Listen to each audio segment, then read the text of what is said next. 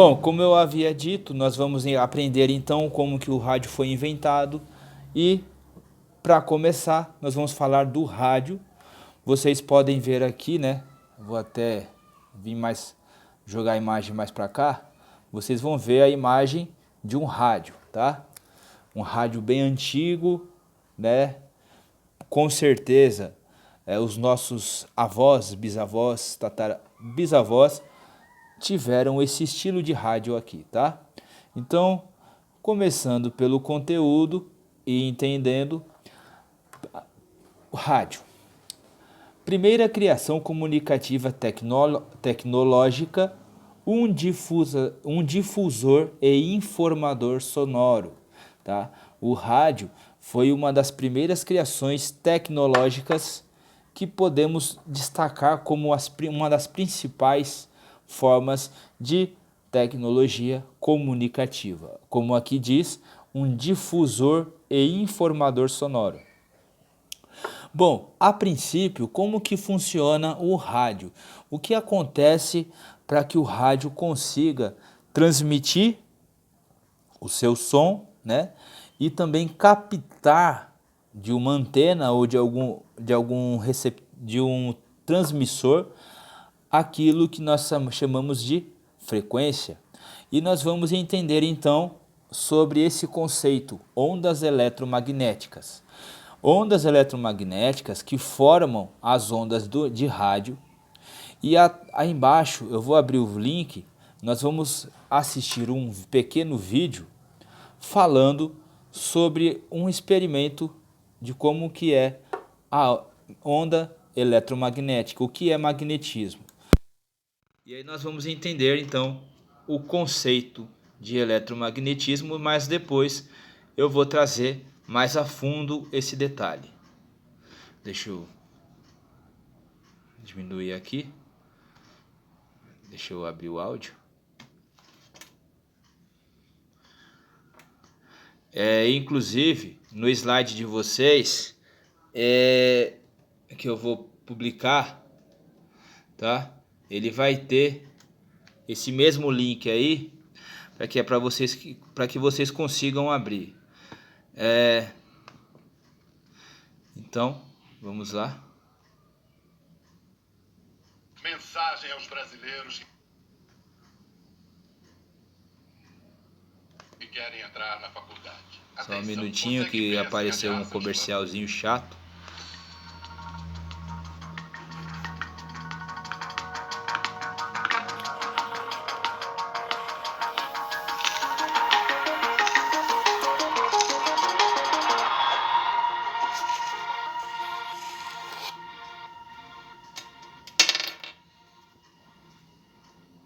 Você com certeza já ouviu falar em magnetismo. O magnetismo é um fenômeno da natureza que muitas vezes encanta e parece um tanto quanto estranho. Talvez você alguma vez tenha brincado com algum ímã ou pegou uma bússola e viu que magicamente ela sempre aponta para o norte. O magnetismo está presente em todos os lugares que você pode imaginar, como o seu celular, o seu carro, o seu rádio, a sua televisão e até mesmo nos ímãs da sua geladeira. Mas o que é magnetismo? Curiosamente, a resposta certa dessa pergunta está em outro fenômeno natural que não parece relacionado: a eletricidade. Então, como a eletricidade funciona e como que isso tudo está ligado e por que eu estou fazendo perguntas para responder mais perguntas? Por muito tempo a humanidade não sabia o que era o magnetismo, e muito menos qual era a sua conexão com a eletricidade. A nossa história começa na Grécia Antiga, cerca de 600 anos antes da Era Comum. Nós temos evidências de que nessa época Tales de Mileto realizou os primeiros experimentos envolvendo magnetismo e eletricidade. Ele friccionou uma resina encontrada nas árvores chamada de âmbar, ou elétron em grego.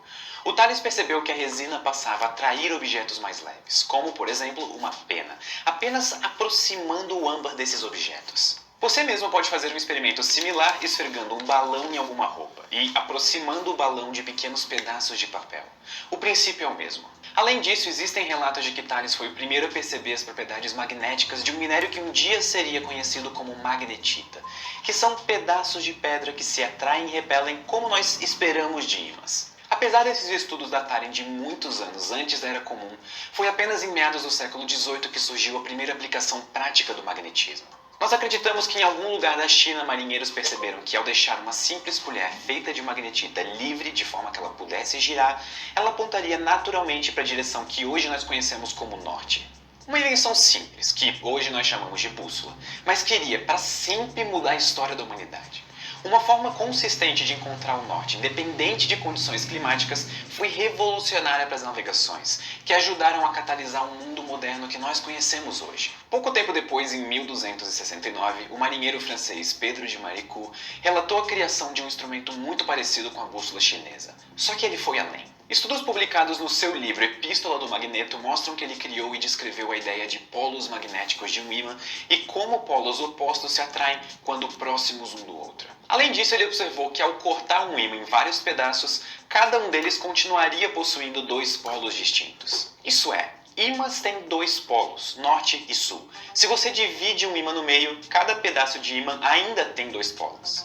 Novos polos norte e sul se formam na divisão. Isso é uma forma bonita de dizer que não existem monopolos magnéticos. E no ano de 1600, Gilbert, um outro cientista, publicou toda a sua pesquisa em um trabalho chamado Sobre os ímãs, os corpos magnéticos e o grande ímã terrestre, onde, como o próprio nome sugere, ele descreveu a Terra como sendo um gigantesco ímã. Isso explica por que bússolas sempre apontam para o norte. Elas estão se alinhando com o norte do campo magnético da Terra. Uma das maiores contribuições do Gilbert foi criar a distinção entre os termos magnetismo e eletricidade. Segundo ele, a força magnética entre dois objetos tende a alinhá-los em uma direção comum e quase não é afetada por algum bloqueio entre eles, como por exemplo uma parede. Isso é, ímãs tendem a se alinhar de norte a sul.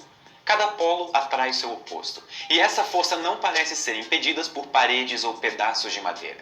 Por outro lado, a força entre objetos que eram eletrificados por fricção, tipo o balão que nós esfregamos na camiseta, tendia exclusivamente a atrair ou repelir outros objetos, e era muito mais sensível a um bloqueio entre eles do que a força magnética. Ou seja, um corpo eletrizado não tinha um polo sul ou norte, mas ele atraía ou repelia outros corpos. Gilbert acreditava que ao friccionar o material você estaria retirando uma espécie de fluido dele, que foi chamada de humor, deixando apenas uma atmosfera, chamada eflúvio. Essa ideia pode parecer estranha, mas se pensarmos nesse humor como a carga elétrica e o eflúvio como o campo elétrico, nós vemos que essas ideias, que hoje em dia são primitivas sem dúvida, foram o berço para o que um dia viraria o eletromagnetismo moderno. Cerca de 145 anos depois, em 1745, o físico e matemático Peter van Mussenberg desenvolveu o primeiro aparelho capaz de armazenar carga elétrica.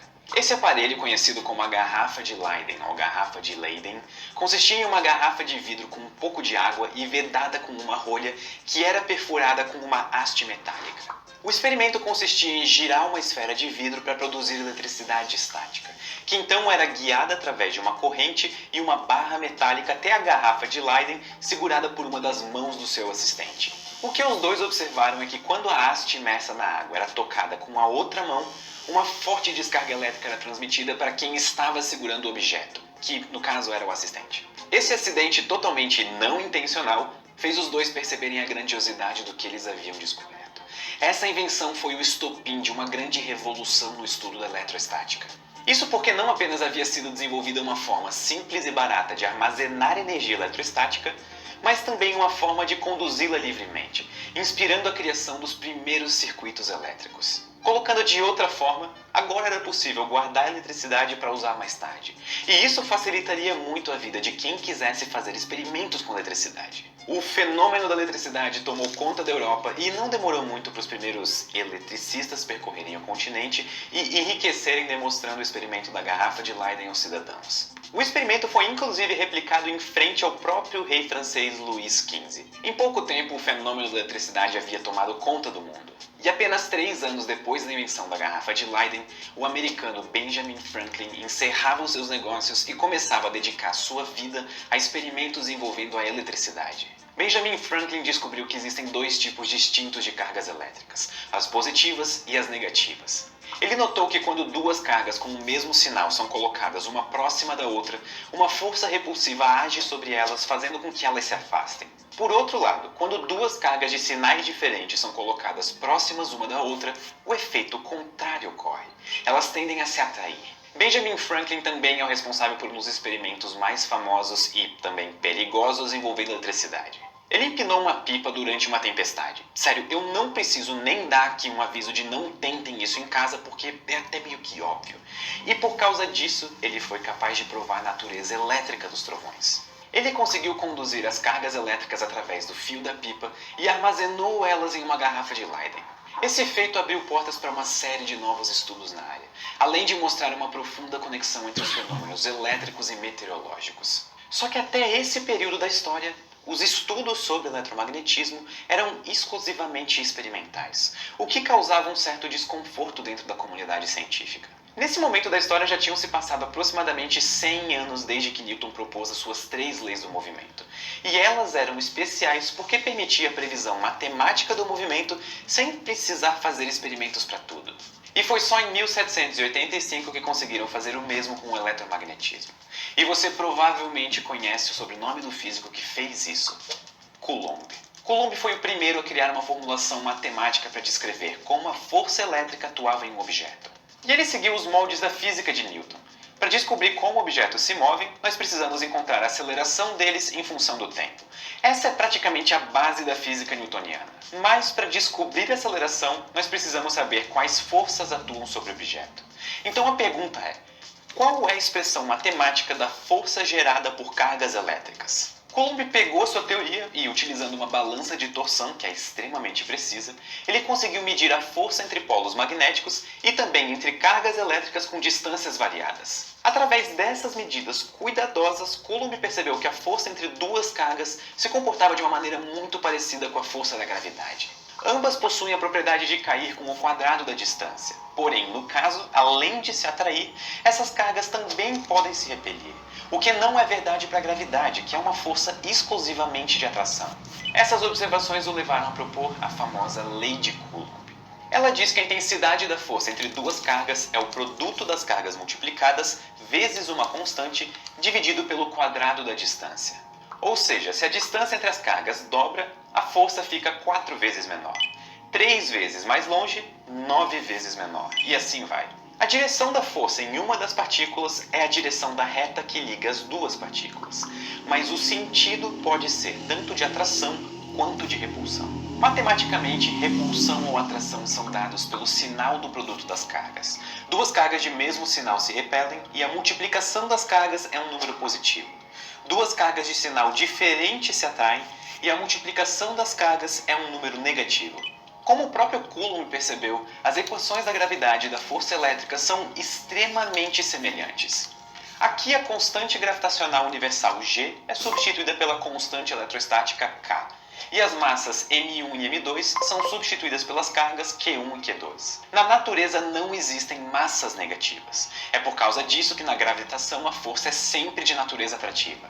Só que no caso da lei de Coulomb, nós temos que lembrar que as cargas podem ter sinais positivos ou negativos. E por causa disso, a força eletrostática pode ser de origem repulsiva, como no caso de cargas com o mesmo sinal. Cerca de 35 anos depois, o físico e químico Hans Christian Ørsted publicou uma descoberta que permitiria a Michael Faraday e James Clerk Maxwell a estabelecer os pilares que faltavam para a teoria eletromagnética moderna. Ørsted percebeu que a agulha de uma bússola poderia ser defletida caso houvesse uma corrente elétrica próxima. Vamos parar um minuto e pensar no que isso significa. Até esse momento nós já percorremos cerca de 2.400 anos de história e até aqui nós vimos que diversos estudiosos ao redor do mundo dedicaram grande parte das suas vidas para entender 2 fenômenos físicos, a eletricidade e o magnetismo. Com esse experimento extremamente simples, Ørsted mostrou que não existe algo como eletricidade ou magnetismo. Eles são exatamente a mesma coisa. O fato de uma corrente elétrica afetar diretamente uma bússola nos mostra que de alguma forma essa corrente está gerando alguma forma de magnetismo. Essa foi a primeira vez em que uma relação direta entre eletricidade e magnetismo foi observada. E isso começou oficialmente a área que nós conhecemos como eletromagnetismo. Apenas um ano depois da descoberta do Ørsted, o Michael Faraday desenvolveu o primeiro motor elétrico da história. Faraday desenvolveu um aparato onde 2 bobinas eram enroladas em torno de um anel de ferro. Ele observou que ao passar uma corrente elétrica através de uma das bobinas, uma outra corrente percorria a segunda bobina mesmo sem haver contato direto entre elas. Esse fenômeno, que mais tarde viria a ser conhecido como indução mútua, levou Faraday a realizar um segundo experimento. Isso prova que uma corrente elétrica pode gerar outra corrente elétrica em um fio separado. Mas a natureza desse fenômeno vai ficar mais clara quando nós entendermos como o magnetismo gera correntes elétricas. Faraday percebeu que ao atravessar uma bobina com um ímã, uma corrente era gerada nessa bobina. E o mesmo acontecia quando o ímã era deixado parado e a bobina era movimentada. Com esse experimento, Faraday mostrou que através da variação do campo magnético era possível gerar uma corrente elétrica em um material. Esse resultado complementa diretamente as descobertas do Ørsted. Percebam que nesse caso nós temos um campo magnético dando origem a uma corrente elétrica, enquanto no experimento do Ørsted era a corrente elétrica que gerava o campo magnético. E isso explica o experimento da indução. A corrente no primeiro fio gera um campo magnético, que induz uma corrente no segundo fio. Essa relação foi descrita matematicamente alguns anos depois por Maxwell, que chamou ela de Lei de Faraday. Então, em resumo, Ørsted mostrou que uma corrente elétrica variando gera um campo magnético, e Faraday mostrou que um campo magnético variando gera um campo elétrico. A importância das contribuições do Faraday para a física foram enormes. Os seus méritos são reconhecidos até os dias atuais e serviram de inspiração para grandes nomes da física moderna, como Albert Einstein e Ernest Rutherford. Só que é importante lembrar que após o estabelecimento do eletromagnetismo por Ørsted, diversos outros cientistas conduziram importantes experimentos ao mesmo tempo que o Faraday. Exatamente na mesma época, Ampère começou a desenvolver uma teoria matemática para a relação entre a eletricidade e o magnetismo. Além disso, Ampère complementou os trabalhos experimentais do Ørsted. Ele demonstrou que quando dois fios carregando uma corrente elétrica eram colocados um no lado do outro, uma força aparecia entre eles. Essa força podia ser atrativa ou repulsiva, dependendo de se as correntes estavam indo para a mesma direção ou não. Esse resultado é extremamente interessante, porque ele nos mostra como a força magnética atua nos objetos, e que ela é fundamentalmente diferente da força elétrica. O que estava acontecendo com os fios era o seguinte: cada fio estava gerando um campo magnético associado com a sua corrente elétrica. Esse campo é gerado pelas cargas elétricas se movendo dentro do fio. E quando o campo magnético dos dois fios interagem, eles se atraem ou se repelem, puxando seus respectivos fios com ele. Se os fios estão paralelos, a direção da força é perpendicular ao fio. A força elétrica não faz distinção do estado de movimento de uma carga. Ou seja, enquanto houver duas cargas, independente de se elas estão paradas ou não, vai existir uma força elétrica entre elas. No caso da força magnética, nós observamos uma dependência com a velocidade. Ou seja, a força magnética afeta apenas partículas em movimento. E isso explica o surgimento da força entre os fios e o fato de ela ser de origem atrativa ou repulsiva, dependendo do sinal da velocidade, ou, falando de uma maneira mais correta, dependendo da direção da corrente elétrica. Ampère desenvolveu matematicamente essas ideias e experimentos, criando o que veio a ser conhecida como a Lei de Ampère, que, assim como no caso do Faraday, também viria a ser revisitada por Maxwell nos anos seguintes. E todo esse conhecimento acumulado desde a Grécia Antiga até meados do século XIX estava prestes a ganhar um destino final com o fechamento do eletromagnetismo clássico por Maxwell. Em 1855, Maxwell publicou seus primeiros trabalhos na área, onde ele desenvolveu uma teoria matemática composta de 20 equações que explicavam os experimentos de Faraday e a conexão entre eletricidade e magnetismo.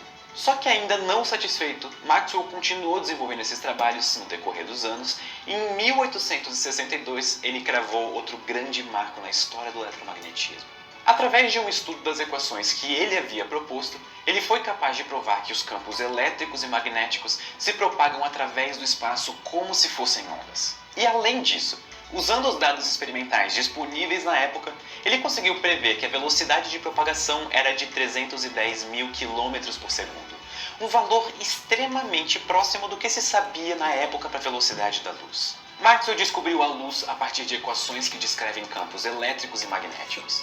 A sua contribuição é tão importante que nós vamos dedicar o próximo vídeo a ela. Os trabalhos do Maxwell revolucionaram todos os ramos da ciência, e a conexão que ele estabeleceu entre a luz e as ondas eletromagnéticas é considerada a maior conquista da física matemática do século XIX, e é vista como uma unificação entre o eletromagnetismo e a ótica. Esses estudos possibilitaram que Hertz criasse um aparelho capaz de transmitir e captar ondas de rádio, que por sua vez foi o estopim para a criação de televisões, micro-ondas e diversos outros aparelhos eletrônicos, além de inspirar o próprio Einstein no desenvolvimento da teoria da relatividade. Todos os quase 2.500 anos de desenvolvimento do eletromagnetismo nos mostram como a ciência é feita por um coletivo de pessoas, de todos os lugares do mundo, de todas as épocas e campos da ciência. E esse foi o primeiro vídeo do capítulo de eletromagnetismo do nosso curso de física.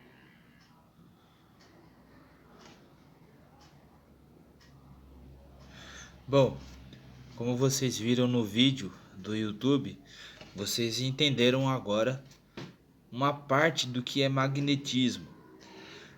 E agora, como aqui fala, né, nesse tópico aqui, ó, ele está falando sobre ondas eletromagnéticas. Nós vamos entender o que é onda e por que a questão do eletromagnetismo, tá? Vou abrir outro slide aqui e a gente vai entender agora. Bom, ondas eletromagnéticas, eletromagnetismo. Vamos lá. O que são ondas eletromagnéticas? Ondas eletromagnéticas são oscilações de campos elétricos e magnéticos que se propagam no vácuo na velocidade da luz. Por se tratarem de fenômenos da natureza ondulatória, as ondas eletromagnéticas podem sofrer reflexão, refração, interferências, polarização e difração.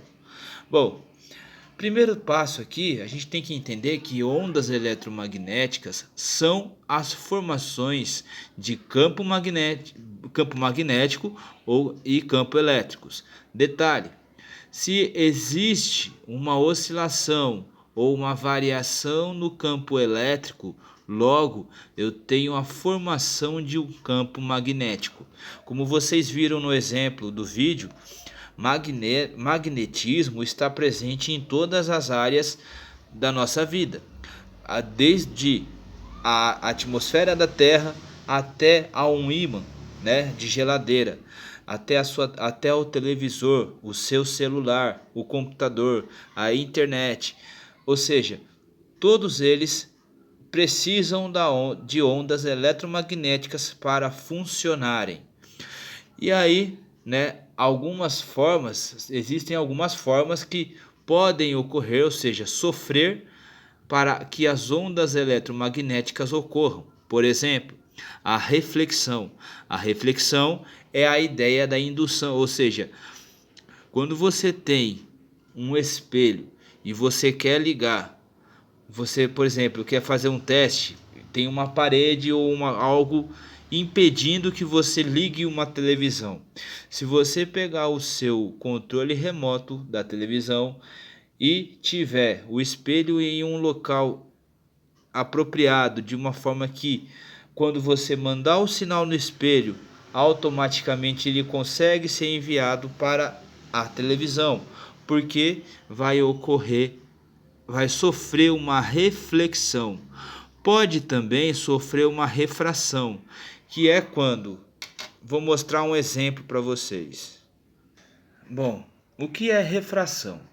Eu tenho aqui uma caneca com água e uma tesoura. Observe que a tesoura ela está retinha, né, no formato original dela. Mas observe que no momento em que eu colocar a tesoura dentro da água, vocês vão perceber que, se vocês olharem bem aqui, ó, bem atentamente aqui, vocês vão perceber que vai dar a impressão de que a tesoura está torta, olha. Isso por quê? Por conta da deformação do vidro, a água lá dentro, ela permite que ocorra uma refração. Isso é uma refração de imagem, ou seja, é a mesma coisa que ocorre com uma onda eletromagnética. Então, ou seja, a refração é exatamente a distorção de imagem, como vocês viram agora. Existe também a interferência. Mais para frente eu posso fazer uma experiência mostrando como que o que ocorre com a interferência. O que é a interferência? Polarização e difração. Essas ondas surgem quando um campo elétrico sofre alguma oscilação periódica em sua intensidade, produzindo um campo magnético perpendicular. Atenção, a propagação da onda ocorre na direção perpendicular ao plano formado pelo campo elétrico ou magnético. Nós vamos ver isso mais à frente com um gráfico que eu coloquei aqui no slide. Por exemplo, em resumo, Maxwell foi quem desenvolveu a teoria do eletromagnetismo. Eletromagnetismo é exatamente isso aqui. Você tem, por exemplo, vamos supor que aqui é a Terra, o planeta Terra. E na volta você tem essas argolas aqui, ó, que parecem formar um escudo e parece que estão espetando a Terra aqui, ó. Se vocês verem aqui, ó, no núcleo da Terra existe uma coisa no centro que atrai, que também chama de que é um minério, na verdade, chamado magnetita, como vocês viram no vídeo até ali do YouTube, né, do Ciência Todo Dia. Inclusive, se vocês quiserem, pode se inscrever, porque é bem divertido o canal. Ele mostra muita coisa interessante. E olhem só, aí aqui eu tenho a esfera, vamos supor que é o planeta Terra, e na volta nós temos o que chamamos de campo magnético, tanto que vocês podem ver a seta indica para cima, ó, essa seta maior aqui, ó. Quer dizer que, lembra lá, a propagação da onda ocorre na direção perpendicular ao plano formado. Ou seja, qual que é o plano formado aqui? É uma esfera. Logo, essas ondas eletromagnéticas vão sair da mesma forma que o formato da Terra, tá? Ou do átomo e assim por diante, ou da forma de indução. Olha só, campo magnético são esses círculos que saem da esfera, como eu acabei de falar, representado na figura acima. Detalhe, carga elétrica, tá? Carga elétrica é representado pela letra E e ela é um vetor. E esse vetor, ele é da seguinte forma.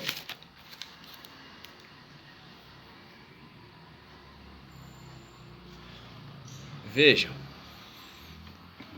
Deixa eu melhorar aqui. Olha só. Tá vendo? Aqui eu tenho a letra E, que é de carga elétrica, ou campo elétrico. Um vetor é quando você tem essa seta aqui em cima apontando sempre para a mesma direção, ou seja, sempre nessa direção aqui, ó, certo? Então, se você vê, por exemplo, vamos pegar aqui a velocidade e tiver um V e uma seta em cima, quer dizer que o vetor velocidade, vetor carga elétrica. Vou pegar aqui outro exemplo, vetor campo magnético, tá? E assim por diante. Olhem só. Então, vou tentar ampliar a imagem, que é para vocês poderem ver bem. Vejam só. Aqui